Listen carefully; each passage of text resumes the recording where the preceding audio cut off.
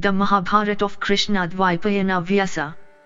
Translated into English prose from the original Sanskrit text by Pratap Chandra Roy C.I.E. This free ebook has been downloaded from holybooks.com. Udyoga Parva. Section 181, Udyoga Parva. Bhishma said, after he had quartered there, on third day, O king, Jamdagni's son of C.I.E sent a message to me saying, I have come here, do what is agreeable to me. Hearing that Rama of great might had come to the confines of our kingdom, I speedily went with a joyous heart to that master who was an ocean of energy. And I went to him, O king, with a cow placed in the van of my train and accompanied by many Brahmanas and ordinary priests of our family, and by others resembling the very gods in splendor, employed by us on special occasion. And beholding me arrived at his presence, Jamdagni's son of great prowess, accepted the worship I offered unto him and said these words unto me. Rama said, Thyself, divested of desire, with what of mood mind, O Bhishma, didst thou abduct on the occasion of her self-choice, his daughter of the king of Kasi, and again dismiss her subsequently? By thee hath this famous lady been dissociated from virtue, contaminated by the touch of thy hands before, who can marry her now? Rejected she hath been by Salva because thou, O Bharata, hadst abducted her. Take her therefore to thyself, O Bharata, at my command. Let this daughter of a king, O tiger among men, be charged with the duties of her sex. O king, O sinless one, it is not proper that this humiliation should be hers. Seeing him plunged into sorrow on account of the maiden, I said unto him, O Brahmana, I cannot by any means bestow this girl on my brother. O thou of Bhrigu's race, it was to myself that she said, I am Salva's. And it was by me that she was permitted to go to Salva's city. As regards myself, even this is my firm vow, that I cannot abandon Kshatriya practices from fear or pity or avarice of wealth, or lust. Hearing these words of mine, Rama addressed me with eyes rolling in anger, saying, If, O bull among men, thou dost not act according to my words, I will slay thee this very day along with all thy counsellors. Indeed, with eyes rolling in anger, Rama in great wrath told me these words repeatedly. I, however, O chastiser of foes, then beseeched him in sweet words. But though beseeched by me, he did not cool down. Bowing down with my head unto that best of Brahmanas, I then enquired of him the reason for which he sought battle with me. I also said, O thou of mighty arms, while I was a child it was thou who instructed me in the 4 kinds of arms. I am therefore, O thou of Bhrigu's race, thy disciple. Then Rama answered me with eyes red in anger. Thou knowest me, O Bhishma, to be thy preceptor, and yet, O Kauravya, thou acceptest not for pleasing me this daughter of the ruler of Kasi. O delighter of the Kurus, I cannot be gratified unless thou actest in this way. O mighty armed one, take this maiden and preserve thy race. Having been abducted by thee, she obtaineth not a husband. Unto Rama, that subjugator of hostile cities, I replied, saying, This cannot be, O regenerate Rishi. All thy labor is vain. O son of Jamdagni, remembering thy old preceptorship, I am striving, O Holy One, to gratify thee. As regards this maiden, she hath been refused by me before. Knowing what the faults of the female sex are, productive of great evils, who is there that would admit into his abode a woman whose heart is another's, and who on that account is even like a snake of virulent poison? O thou of high voice, I would not, even from fear of Vasava, forsake duty. Be gracious unto me, or do me without delay that which thou hast thought proper. This sloka also, O thou of pure soul, is heard in the Puranas, O Lord, sung by the high-souled Marutha, O thou of great intelligence. The renunciation is sanctioned by the ordinance of a preceptor who is filled with vanity, who is destitute of the knowledge of right and wrong, and who is treading in a devious path. Thou art my preceptor, and it is for this that I have from love reverenced thee greatly. Thou however knowest not the duty of a preceptor, and it is for this that I will fight with thee. I would not slay my preceptor in battle, especially again a Brahmana, and more especially one endued with ascetic merit. It was for this that I forgive thee. It is well-known truth, gatherable from the scriptures, that he is not guilty of slaying a Brahmana who killeth in battle a person of that order that taketh up weapons like a Kshatriya and fighteth wrathfully without seeking to fly. I am a Kshatriya stationed in the practice of Kshatriya duties. One doth not incur sin, nor doth one incur any harm by behaving towards a person exactly as that person deserveth. When a person acquainted with the proprieties of time and place and well versed in matters affecting both profit and virtue, feels doubtful as regards anything, he should without scruples of any kind, devote himself to the acquisition of virtue which would confer the highest benefit on him. And since thou, O Rama, in a matter connected with profit of doubtful propriety actest unrighteously, I would certainly fight with thee in a great battle. Behold the strength of my arms and my prowess that is superhuman. In view of such circumstances, I shall certainly do, O son of Brigu, what I can. I shall fight with thee, O regenerate one, on the field of Kurukshetra. O Rama of great effulgence, equip thyself as thou listest for single combat. Come, and station thyself on the field of Kurukshetra where, afflicted with my shafts in great battle and sanctified by my weapons, thou mayst obtain those regions that have been won by thee thought for thy austerities.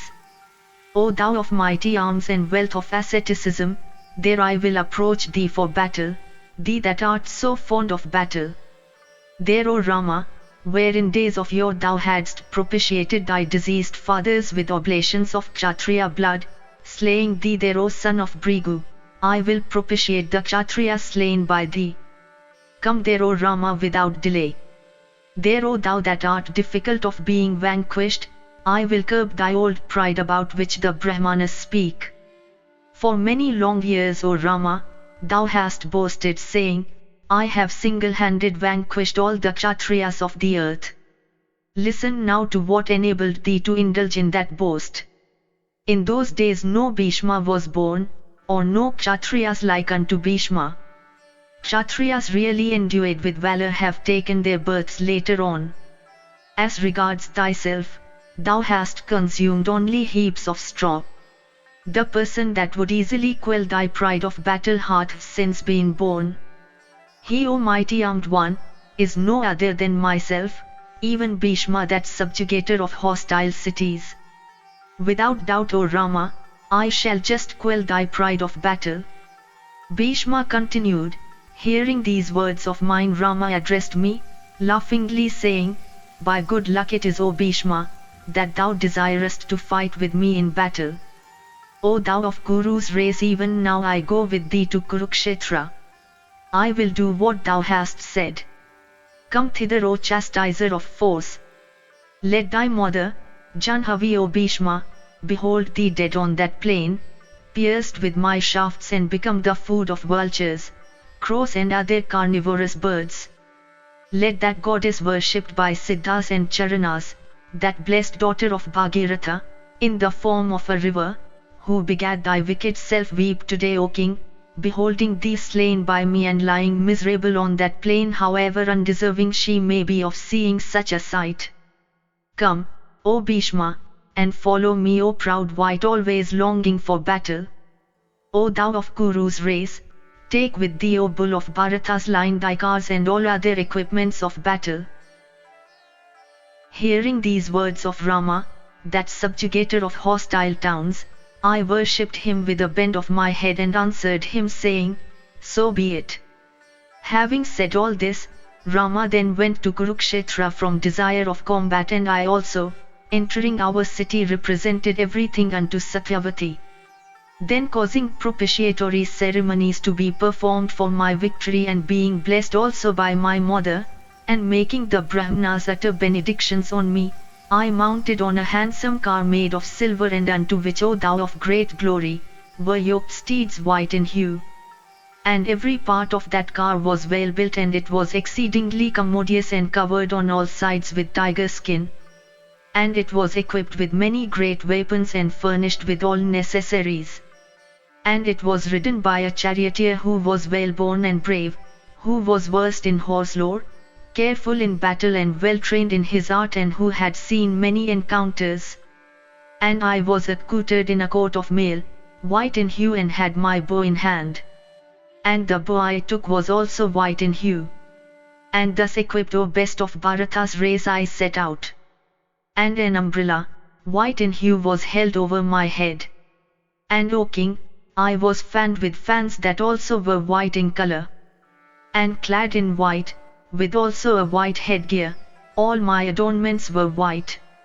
And eulogized with laudatory hymns by Brahmanas wishing me victory, I issued out of the city named after the elephant and proceeded to Kurukshetra, which, O bull of Bharata's race, was to be the field of battle. And those steeds, fleet as the mind or the wind, urged by my charioteer, soon bore me, O king, to that great encounter. And arrived in the field of Kurukshetra, both myself and Rama, eager for battle, became desirous of showing each other our prowess. And arrived within view of the great ascetic Rama, I took up my excellent conch and blew a loud blast. And many Brahmanas, O king, and many ascetics having their abodes in the forest, as also the gods with Indra at their head, were stationed there for beholding the great encounter. And many celestial garlands and divers kinds of celestial music and many cloudy canopies could be noticed there. And all those ascetics who had come with Rama, desiring to become spectators of the fight, stood all around the field. Just at this juncture, king, my divine mother, devoted to the good of all creatures, appeared before me in her own form and said, "What is this that thou seekest to do?" Repairing to Jamdagni's son, O son of Kuru's race, I will repeatedly solicit him, saying, "Do not fight Bhishma, who is thy disciple." O son, being a Kshatriya, do not obstinately set thy heart on an encounter in battle with Jamdagni's son, who is a Brahmana. Indeed, it was thus that she reproved me. And she also said, O son, Rama, equal in prowess unto Mahadeva himself, is the exterminator of the Kshatriya order. Is it not known to thee that thou desirest an encounter with him? Thus addressed by her, I saluted the goddess reverentially and replied unto her with joined hands, giving her, O chief of the Bharatas, an account of all that had transpired in that self-choice of the daughters of Kasi.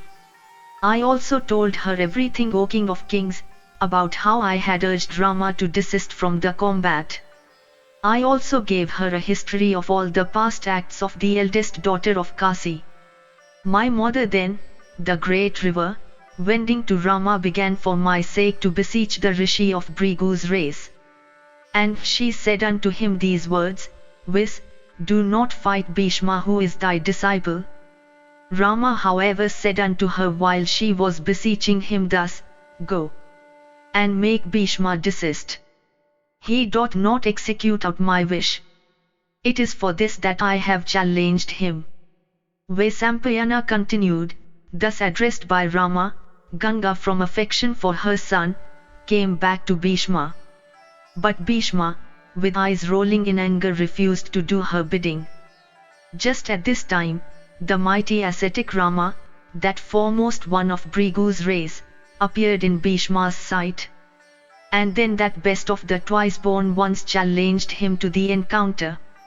Thus ends the 181st section in the Ulukadhyutagamana Parva of the Udyoga Parva. Section 182, Ulukadhyutagamana Parva. Bhishma said, I then smilingly addressed Rama stationed for battle, saying, "Myself on my car, I do not wish to fight with thee that art on the earth. Mount on a car, O hero, and case thy body in mail, O mighty armed one, if indeed, O Rama, thou wishest to fight me in battle." Then Rama smilingly replied unto me on that field of battle, saying, "The earth, O Bhishma, is my car, and Veds, like good steeds, are the animals that carry me. The wind is my car driver, and my coat of mail is constituted by those mothers in the Veds, viz., Gayatri, Savitri and Saraswati. Well covered by these in battle, O son of Kuru's race, I will fight. Having said this, O Gandhari's son, Rama of prowess incapable of being baffled, covered me on all sides with a thick shower of arrows. I then beheld Jamdagni's son stationed on a car equipped with every kind of excellent weapon. And the car he rode was exceedingly handsome and was of wonderful appearance. And it had been created by a fiat of his will. And it was beautiful like a town. And celestial steeds were yoked unto it, and it was well protected by the necessary defences. And it was decked all over with ornaments of gold. And it was well covered with tough skins all around and bore the device of the sun and the moon. Rama was armed with bow and equipped with a quiver, and with fingers cased in leathern fences. Akritavrana, the dear friend of Bhargava, well versed in the Veds, did the duties of a car driver for that warrior. And he of Brigu's race repeatedly summoning me to battle, saying, Come, come, gladden my heart. And I then, myself singly, obtained for my adversary that invincible and mighty exterminator of the Kshatriya race, viz., Rama. Risen like the sun himself in splendor, desirous on his part of fighting singly. And after he had poured 3 showers of arrows on me, curbing my steeds, I came down from my car and placing my bow aside, I proceeded on foot to that best of rishis. And arriving before him, I worshipped the best of Brahmanas with reverence. And having saluted him duly, I told him these excellent words, O Rama, whether thou art equal or superior to me, I will fight with thee, my virtuous preceptor, in battle. O Lord, bless me, wishing me victory. Rama thus addressed said, O foremost one of Kuru's race, he that desires prosperity should act even thus. O thou of mighty arms, they that fight with warriors more eminent than themselves, have this duty to perform. O king, I would have cursed thee if thou hadst not approached me thus. Go. Fight carefully and summoning all thy patience, O thou of Kuru's race. I cannot however wish thee victory, for I myself stand here to vanquish thee. Go. Fight fairly. I am pleased with thy behavior. Bowing unto him, I then speedily came back, and mounting on my car I once more blew my conch decked with gold. And then, O Bharata, the combat commenced between him and me. And it lasted for many days, each of us, O king, having been desirous of vanquishing the other. And in that battle it was Rama who struck me first with 960 straight arrows furnished with vulturine wings. And with that arrowy shower, O king, my 4 steeds and charioteer were completely covered. Notwithstanding all this, however, I remained quiet in that encounter, accoutred in my coat of mail. Bowing unto the gods and especially unto the Brahmanas, I then smilingly addressed Rama stationed for battle, saying, Although thou hast shown little regard for me, yet I have fully honored thy preceptorship. Listen again, O Brahmana, to some other auspicious duty that should be discharged if virtue is to be earned. The Veds that are in thy body, and the high status of Brahmana that is also in thee, and the ascetic merit thou hast earned by the severest of austerities, I do not strike at these. I strike however at that Kshatriyahood which thou, O Rama, hast adopted. When a Brahmana taketh up weapons, he becometh a Kshatriya. Behold now the power of my bow and the energy of my arms. Speedily shall I cut off that bow of thine with a sharp shaft. Saying this, I shot at him, O bull of Bharata's race, a sharp broad-headed arrow. And cutting off one of the horns of his bow with it, I caused it to drop on the ground. I then shot at Jamdagni's car 100 straight arrows winged with vulturine feathers.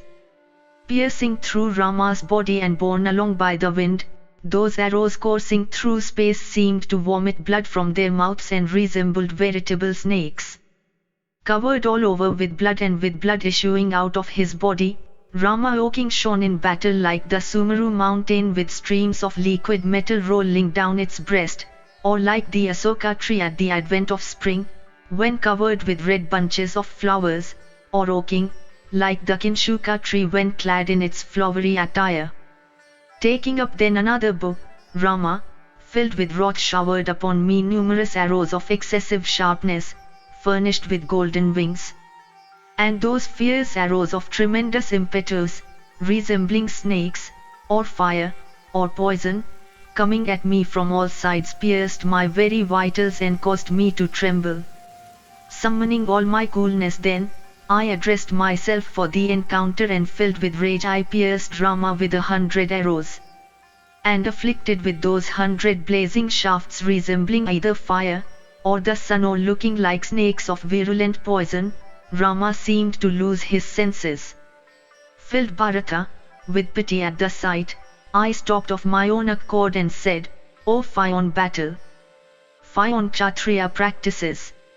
And overwhelmed, O king, with grief I repeatedly said, "Alas, great is the sin committed by me through observance of Kshatriya practices, since I have afflicted with arrows my preceptor, who is a Brahmana endued with a virtuous soul."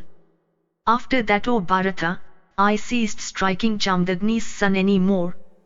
At this time, the thousand-rayed luminary, having heated the earth with his rays, proceeded at the close of day to his chambers in the west, and the battle also between us ceased. Thus ends the 182nd section in the Uluka Parva of the Udyoga Parva. Section 183, Uluka Parva. Bhishma said, after the battle had ceased, my charioteer, well skilled in such operations, drew out from his own body, from the bodies of my steeds and from my body as well, the arrows that struck there.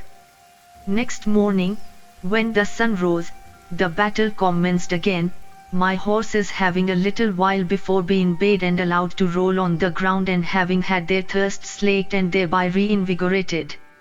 And beholding me coming quickly to the encounter attired in a coat of mail and stationed on my car, the mighty Rama equipped his car with great care.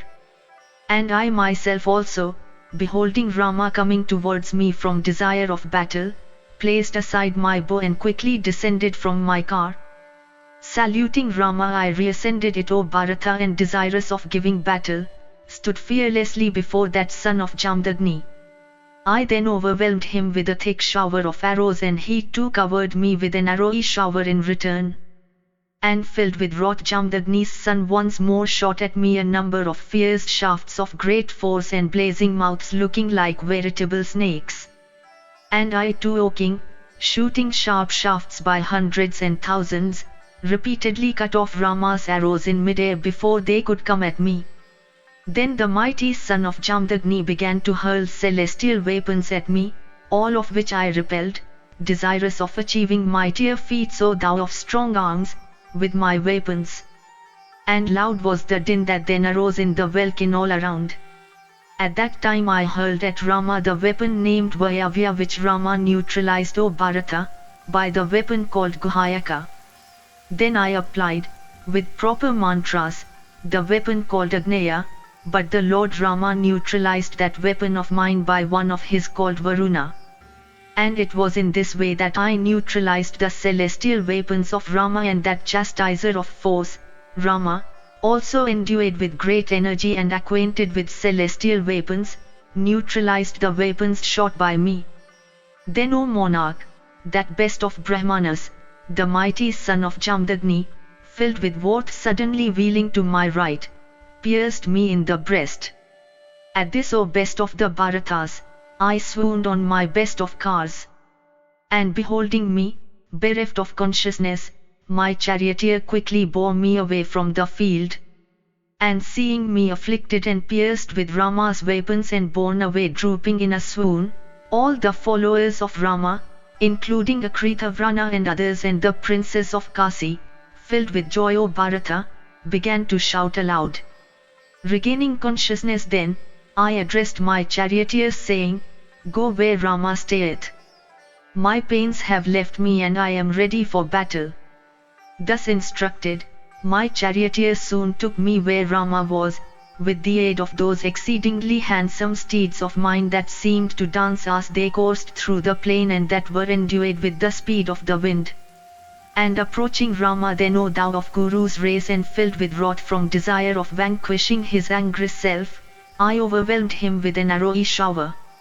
But Rama, shooting 3 for every single of mine, cut into fragments every one of my straight-going arrows in mid-air before any of them could reach him.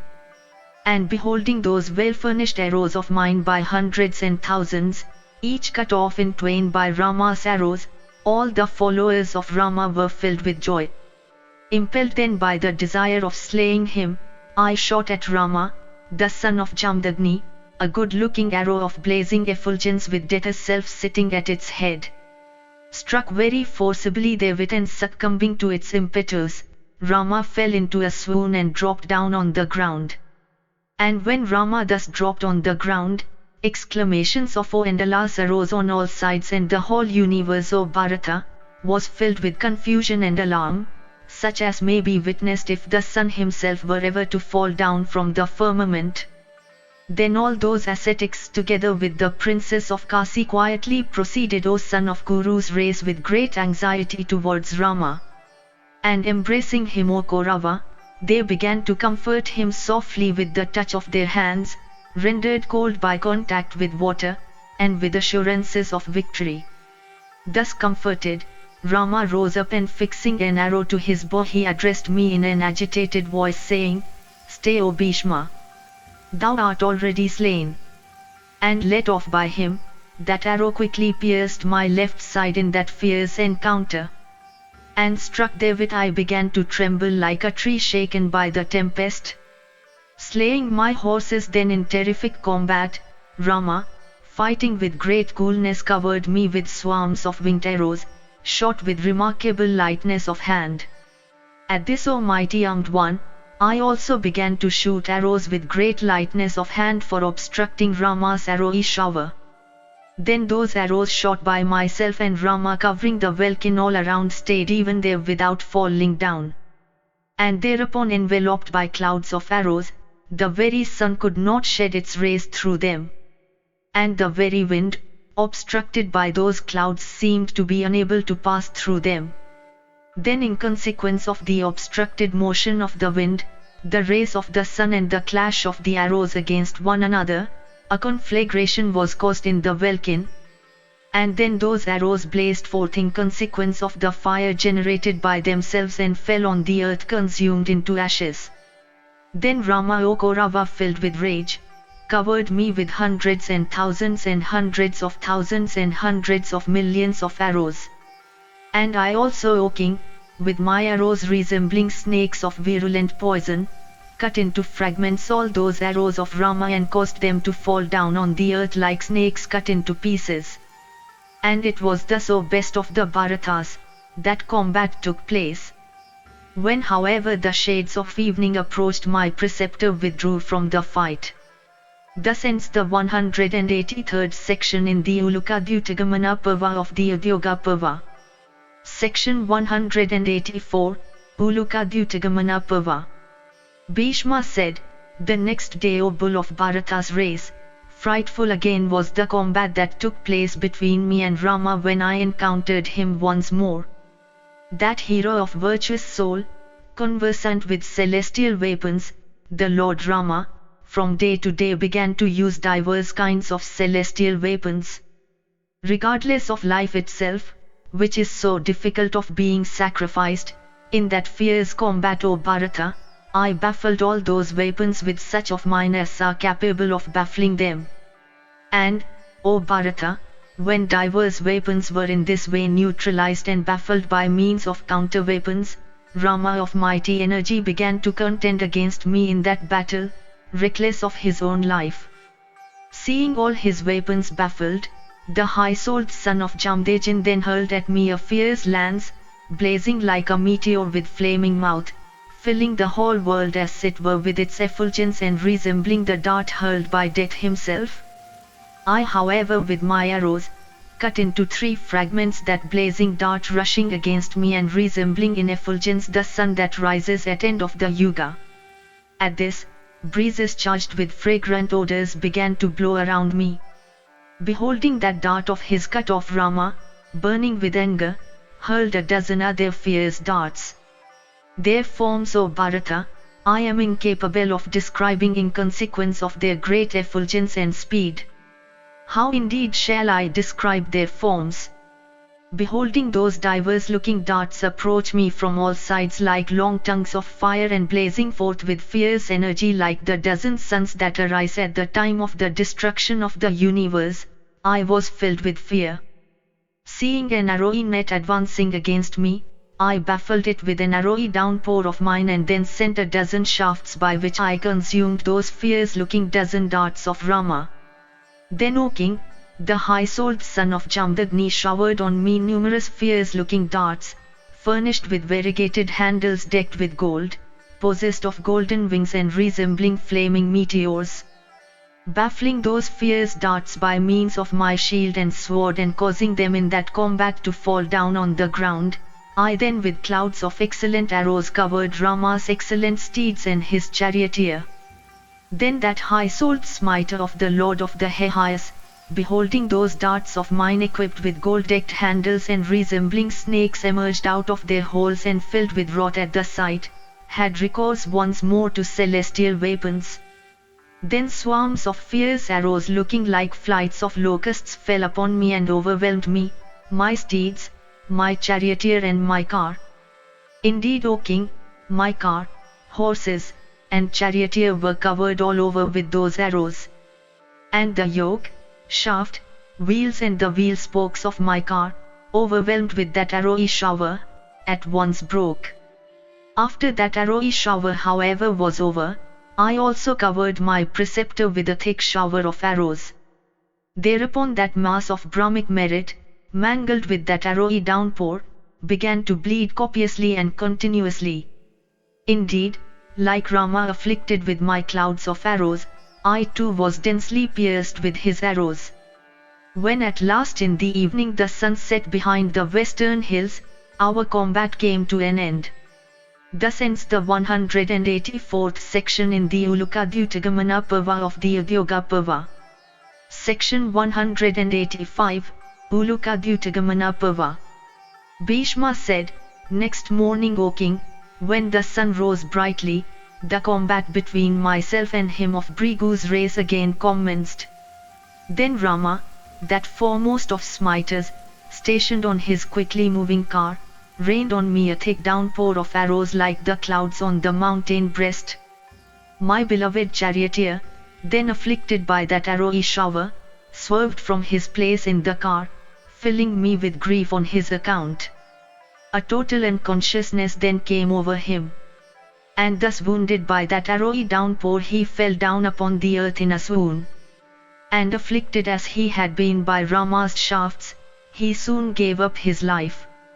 Then, O great king, fear entered my heart. And when, on the death of my charioteer, I was still lamenting for him with heart unhinged by sorrow, Rama began to shoot at me many death-dealing shafts. Indeed, even when endangered at the death of my charioteer and I was lamenting for him, he of Bhrigu's race, drawing the bow with great strength, pierced me deep with an arrow. O king, that blood-drinking shaft, falling upon my breast, pierced me through and fell simultaneously with my person upon the earth. Then, O bull of Bharata's race, thinking I was dead, Rama repeatedly roared aloud like the clouds and rejoiced exceedingly. Indeed, O king, when thus I fell down on the earth, Rama, filled with joy, sent forth loud shouts along with his followers, while all the Kauravas who stood beside me and all those who came there to witness the combat were afflicted with great woe on seeing me fall. While lying prostrate, O lion among kings, I beheld 8 Brahmanas endued with the effulgence of the sun or the fire. They stood surrounding me on that field of battle and supporting me on their arms. Indeed, borne up by those Brahmanas, I had not to touch the ground. Like friends, they supported me in mid-air while I was breathing heavily. And they were sprinkling me with drops of water. And bearing me up as they stood, they then, O king, repeatedly said unto me, Do not fear. Let prosperity be thine. Comforted then by those words of theirs, I quickly rose up. I then beheld my mother Ganga, that foremost of the rivers, stationed on my car. Indeed, O king of the Kurus, it was that great river goddess who had controlled my steeds in the combat after my charioteer's fall. Worshipping then the feet of my mother and of the spirits of my ancestors, I ascended my car. My mother then protected my car, steeds and all the implements of battle. With joined hands I entreated her to go away. Having dismissed her, I myself restrained those steeds endued with the speed of the wind, and fought with Jamdagni's son O Bharata, till the close of the day. Then O chief of the Bharatas, in course of that combat I shot at Rama a powerful and heart-piercing arrow endued with great speed. Afflicted with that shaft, Rama then, his bow loosened from his grasp, fell down upon the earth on his knees, bereft of consciousness. And when Rama, that giver of many thousands of golden coins, fell, masses of clouds covered the firmament, pouring a copious shower of blood. And meteors by hundreds fell and thunder rolls were heard, causing everything to tremble. And suddenly Rahu enveloped the blazing sun and rough winds began to blow. And the earth itself began to tremble. And vultures and crows and cranes began to alight in joy. And the points of the horizon seemed to be ablaze and jackals began repeatedly to yell fiercely. And drums, unstruck by human hands, began to produce harsh sounds. Indeed, when the high-souled Rama embraced the earth, bereft of consciousness, all these frightful and alarming omens of evil were seen. Then all on a sudden, rising up, Rama approached me once more O Kaurava for battle, forgetting everything and deprived of his senses by anger. And that mighty armed one took up his bow endued with great strength and also a deadly arrow. I however resisted him successfully. The great rishis then that stood there were filled with pity at the sight, while he however of Brigu's race was filled with great wrath. I then took up a shaft resembling the blazing fire that appears at the end of the Yuga, but Rama of immeasurable soul baffled that weapon of mine. Then covered by clouds of dust, the splendor of the solar disk was dimmed and the sun went to the western mount. And night came with its delicious and cool breezes, and then both of us desisted from the fight. In this way, O king, when evening came the fierce battle ceased, and next day, with the reappearance of the sun it commenced again. And it lasted for 23 days together. Thus ends the 185th section in the Uluka Parva of the Udyoga Parva. Section 186, Uluka Parva. Bhishma said, Then O great king, during the night, having bowed unto the Brahmanas, the rishis, the gods, and all those creatures that wander during the dark, and also all the kings of the earth, I laid myself down on my bed, and in the solitude of my room I began to reflect in the following way. For many days hath this fierce combat of terrible consequence lasted between myself and Jamdagni. I am unable however to vanquish on the field of battle that Rama of mighty energy. If indeed I am competent to vanquish in battle that Brahmana of mighty strength, viz., Jamdagni's son of great prowess, then let the gods kindly show themselves to me this night. Mangled with arrows as I lay asleep, O great king, that night on my right side, towards the morning those foremost of Brahmanas who had raised me when I had fallen down from my car and held me up and said unto me, Do not fear, and who had comforted me, showed themselves to me, O king, in a dream. And they stood surrounding me and said these words.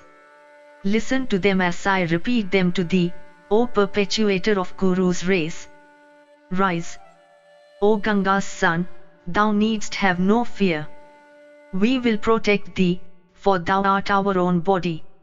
Rama, the son of Jamdagni, will never be able to vanquish thee in battle.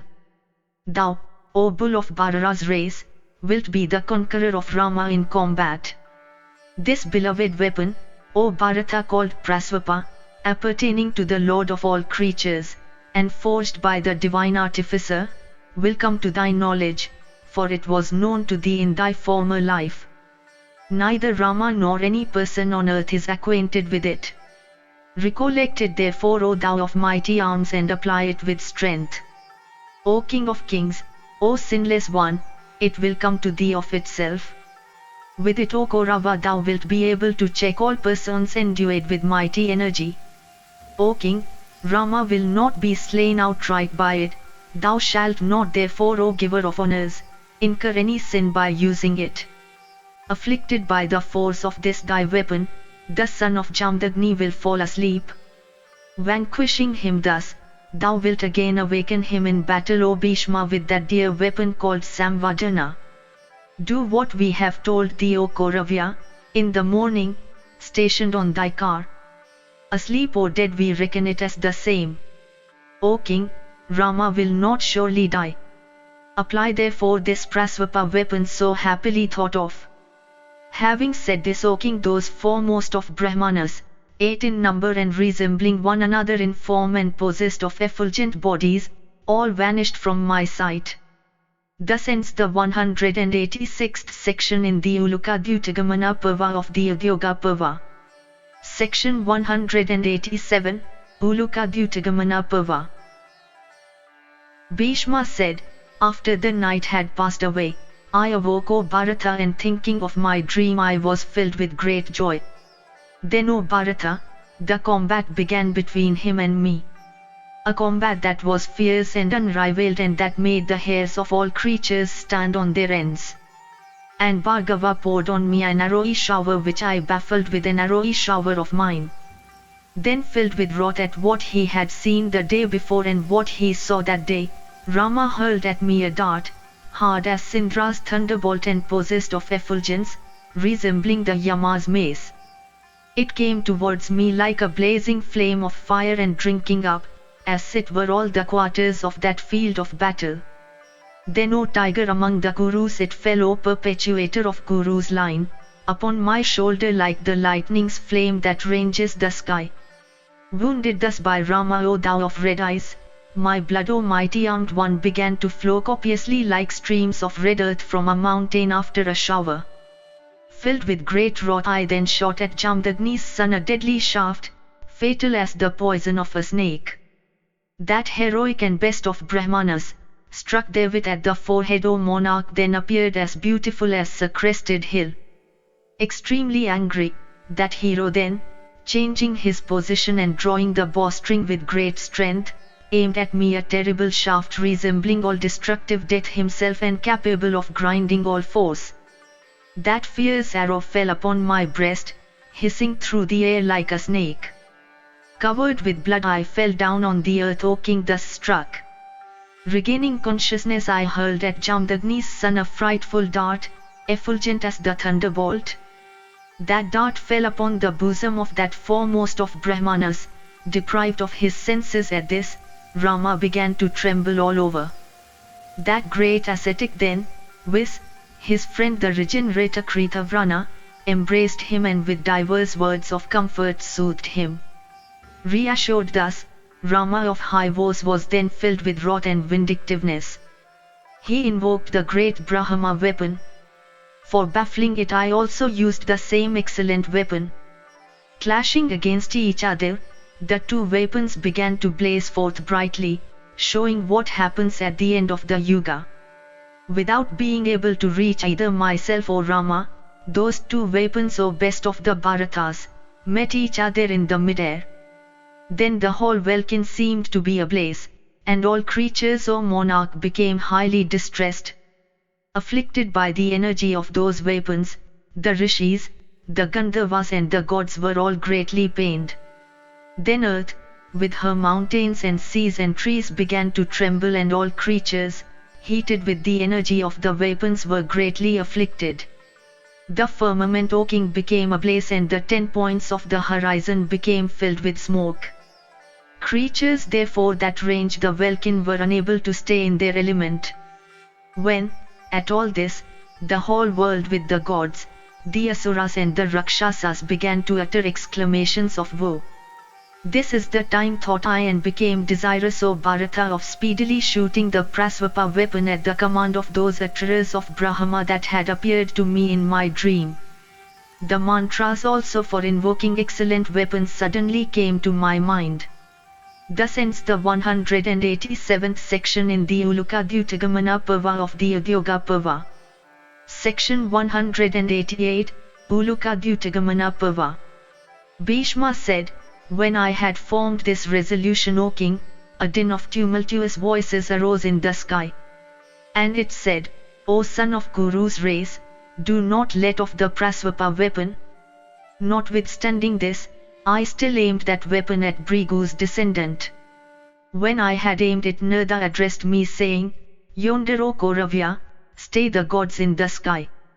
Even they are forbidding thee today. Do not aim the Prasvapa weapon. Rama is an ascetic possessed of Brahma merit, and he is again thy preceptor. Never, Kauravya, humiliate him." While Narada was telling me this, I beheld those 8 utterers of Brahma stationed in the sky. Smilingly, O king, they said unto me slowly, "O chief of the Bharatas, do even what Narada saith. Even that, O best of Bharata's race, is highly beneficial to the world." I then withdrew that great weapon called Prasvapa and invoked according to the ordinance the weapon called Brahma in the combat. Beholding the Prasvapa weapon withdrawn, O lion among kings, Rama was in great huff and suddenly exclaimed, "Wretch that I am vanquished, O Bhishma." Then Jamdagni's son beheld before him his venerable father and his father's fathers. They stood surrounding him there, and addressed him in these words of consolation: "O sire, never display such rashness again, the rashness of engaging in battle with Bhishma, or especially with any Kshatriya, O descendant of Bhrigu's race. To fight is the duty of a Kshatriya. Study of the Veds and practice of vow are the highest wealth of Brahmanas. For some reason, before this thou hadst been ordered by us to take up weapons. Thou hadst then perpetrated that terrible and unbecoming feat. Let this battle with Bhishma be thy very last, for enough of it thou hadst already. O thou of mighty arms, leave the combat. Blessed be thou, let this be the very last instance of thy taking up the bow. O invincible one, throw thy bow aside and practice ascetic austerities, O thou of Bhrigu's race. Behold, Bhishma, the son of Santanu, is forbidden by all the gods. They are endeavoring to pacify him, repeatedly saying, Desist from this battle. Do not fight with Rama, who is thy preceptor. It is not proper for thee, O perpetuator of Kuru's race, to vanquish Rama in battle. O son of Ganga, show this Brahmana every honor on the field of battle. As regards thee, we are thy superiors and therefore forbid thee. Bhishma is one of the foremost of Vasus. O son, it is fortunate that thou art still alive. Santanu's son by Ganga, a celebrated Vasu as he is, how can he be defeated by thee? Desist therefore, O Bhargava. That foremost of the Pandavas, Arjuna, the mighty son of Indra, hath been ordained by the self-create to be the slayer of Bhishma. Bhishma continued, thus addressed by his own ancestors. Rama answered them saying, I cannot give up the combat. Even this is the solemn vow I have made. Before this I never left the field, giving up battle. Ye grandsires, if you please, cause Ganga's son to desist from the fight. As regards myself, I can by no means desist from the combat. Hearing these words of his, O king, those ascetics with Richika at their head, coming to me with Narada in their company, told me, O sire, desist from battle. Honor that foremost of Brahmanas. For the sake of Kshatriya morality, I replied unto them saying, even this is the vow I have taken in this world, viz., that I would never desist from battle, turning my back or suffer my back to be wounded with arrows. I cannot, from temptation or distress or fear, or for the sake of wealth, abandon my eternal duty. Even this is my fixed resolution. Then all those ascetics with Narada at their head, king, and my mother Bhagirathi, occupied the field of battle before me. I however stayed quietly with arrows and bow as before, resolved to fight. They then once more turned towards Rama and addressed him saying, "The hearts of Brahmanas are made of butter. Be pacified therefore, O son of Bhrigu's race. O Rama! O Rama, desist from this battle, O best of Brahmanas. Bhishma is incapable of being slain by thee, as indeed thou, O Bhargava, art incapable of being slain by him." Saying these words while they stood obstructing the field, the P3s caused that descendant of Bhrigu's race to place aside his weapons. Just at this time I once more beheld those 8 Aksharas of Brahma, blazing with effulgence and resembling bright stars risen on the firmament. Stationed for battle as I was, they said these words unto me with great affection, "O thou of mighty arms, go unto Rama who is thy preceptor. Do what is beneficial to all the worlds." Beholding then that Rama had desisted, owing to the words of his well-wishers, I also, for the good of the worlds, accepted the words of my well-wishers. Though mangled exceedingly, I still approached Rama and worshipped him. The great ascetic Rama then, smilingly and with great affection said unto me, "There is no Kshatriya equal to thee on the earth. Go now, O Bhishma, for in this combat thou hast pleased me highly." Summoning then in my presence that maiden, the daughter of Kasi, Bhargava sorrowfully said unto her these words in the midst of all those high-souled persons. Thus ends the 188th section in the Ulukadhyutagamana Parva of the Udyoga Parva. Section 189, Ulukadhyutagamana Parva. Rama said, "O damsel, in the very sight of all these persons I have fought according to the best of my power and displayed my prowess. By using even the very best of weapons I have not been able to obtain any advantage over Bhishma, that foremost of all wielders of weapons. I have exerted now to the best of my power and might. O beautiful lady, go whithersoever thou wishest. What other business of thine can I accomplish? Seek the protection of Bhishma himself. Thou hast no other refuge now. Shooting mighty weapons Bhishma hath vanquished me." Having said this, the high-souled Rama sighed and remained silent. That maiden then addressed him saying, "O Holy One, it is even so as thy holy self hath said. This Bhishma of great intelligence is incapable of being vanquished in battle by even the gods.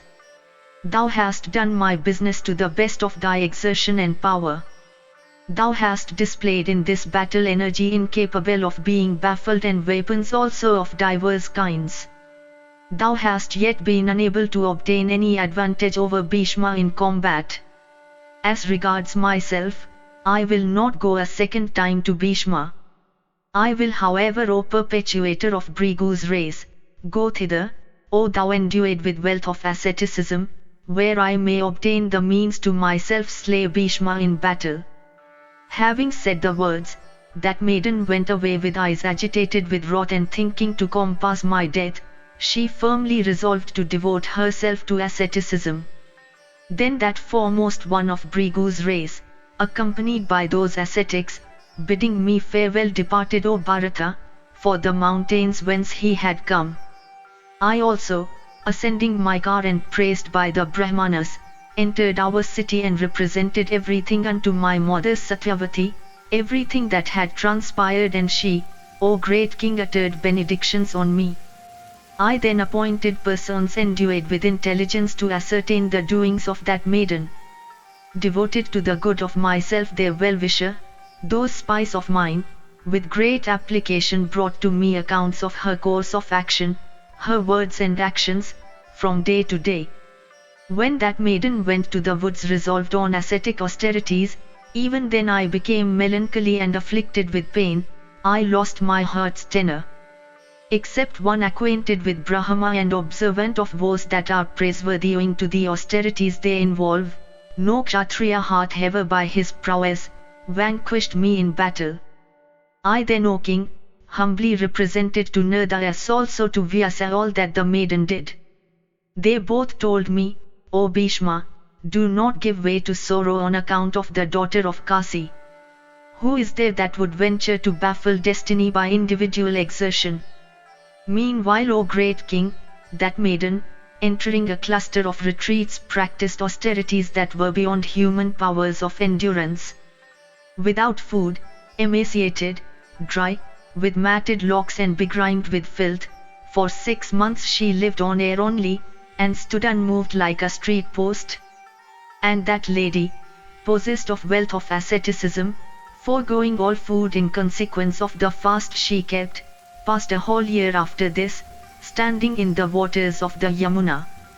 Endued with great wrath, she passed the next whole year standing on her front toes and having eaten only one fallen leaf of a tree. And thus for 12 years, she made the heavens hot by her austerities. And though dissuaded by her relatives, she could not by any means be weaned off from that course of action. She then went into Vatsabhumi, resorted to by the Siddhas and Charanas, and which was the retreat of high-souled ascetics of pious deeds. Bathing frequently in the sacred waters of that retreat, the princess of Kasi roamed about according to her will. Proceeding next one after another to the asylum, O king, of Narada, and to the auspicious asylum of Uluka, and to that of Chayavana, and to the spots sacred to Brahman, and to Prayaga, the sacrificial platform of the gods, and to that forest sacred to the gods, and to Bhagavati, and O monarch, to the asylum of Kusika's son Viswamitra, and to the asylum of Mandavya, and also to the asylum of Dwalipa, and to Ramrada, and O Kaurava, to the asylum of Girga, the princess of Kasi, O king, performed ablutions in the sacred waters of all these, observing all the while the most difficult of vows. One day, my mother from the waters asked her, O Kauravya, saying, O blessed lady, for what dost thou afflict thyself so? Tell me the truth. Thus asked, O monarch, that faultless damsel answered her with joined hands, saying, O thou of handsome eyes, Rama hath been vanquished in battle by Bhishma. What other Kshatriya king then would venture to defeat the latter when ready with his weapons?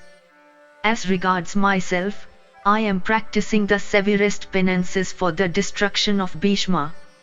I wander over the earth, O goddess, so that I may slay that king. In everything I do, O goddess, even this is the great end of my woes. Hearing these words of hers, the ocean-going river Ganga replied unto her, saying, O lady, thou art acting crookedly.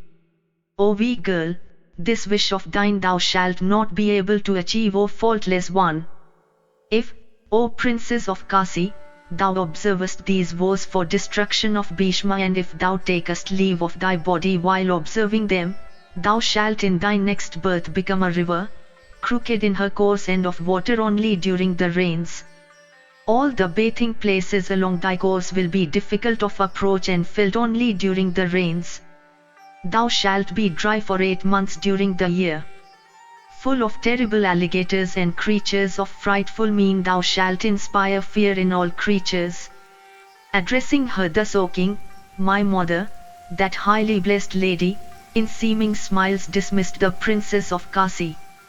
That highly fair damsel then once more began to practice vows, foregoing all food, aye, even water, sometimes for 8 months and sometimes for 10 months. And the daughter of the king of Kasi, wandering hither and thither for her passionate desire of tirthas, once more came back, O Kauravya, to Vatsabhumi. And it is there, Bharata, that she is known to have become a river, filled only during the rainy seasons, abounding with crocodiles, crooked in her course and destitute of easy access to her water. And O king, in consequence of her ascetic merit only half her body became such a river in Vatsabhumi, while with the other half, she remained a maiden as before. Thus ends the 189th section in the Uluka Parva of the Udyoga Parva. Section 190, Uluka Parva. Bhishma said, Then all those ascetics that dwell in Vatsabhumi, beholding the princess of Kasi firmly resolved on ascetic austerities, dissuaded her and enquired of her saying, What is thy business? Thus addressed, the maiden answered those ascetics, old in ascetic penance, saying, Expelled I have been by Bhishma, prevented by him from the virtue that would have been mine by living with a husband.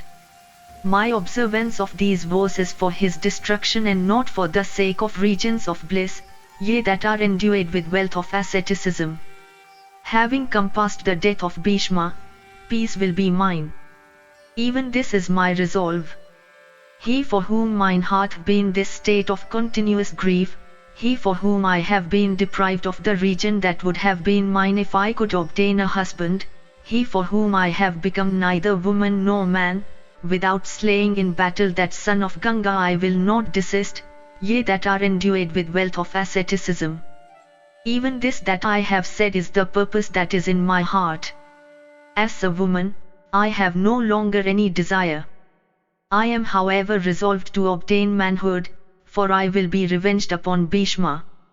I should not therefore be dissuaded by you. Unto them she said these words repeatedly. Soon, the divine Lord of Uma, bearing the trident, showed himself in his own form unto that female ascetic in the midst of those great rishis. Being asked to solicit the boon she wished, she begged of the deity my defeat. Thou shalt slay him, were the words the god said unto that lady of great force of mind. Thus assured, the maiden however once more said unto Rudra, How can it happen, O god, that being a woman I shall yet be able to achieve victory in battle? O Lord of Uma, as a woman my heart is quite stilled. Thou hast however promised me, O Lord of creatures, the defeat of Bhishma. O Lord, having the bull for thy mount, act in such a way that that promise of thine may become true, that encountering Bhishma, the son of Santanu, in battle I may be able to slay him. The god of gods, having the bull for his symbol, then said unto that maiden, The words I have uttered cannot be false. O blessed lady, true they will be.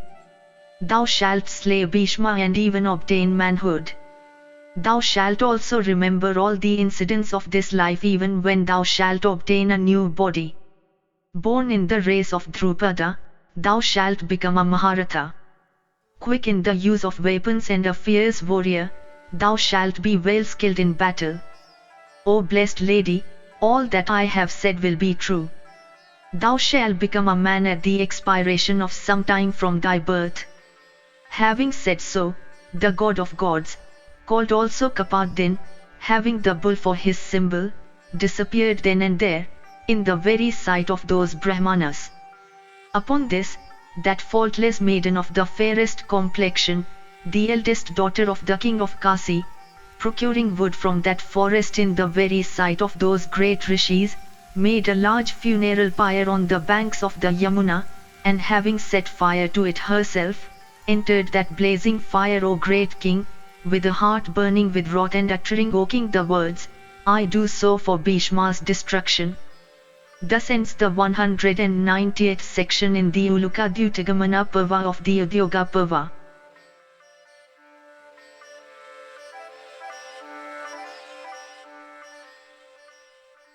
If you enjoyed this audiobook, please like and subscribe to be notified of when new audiobooks are uploaded.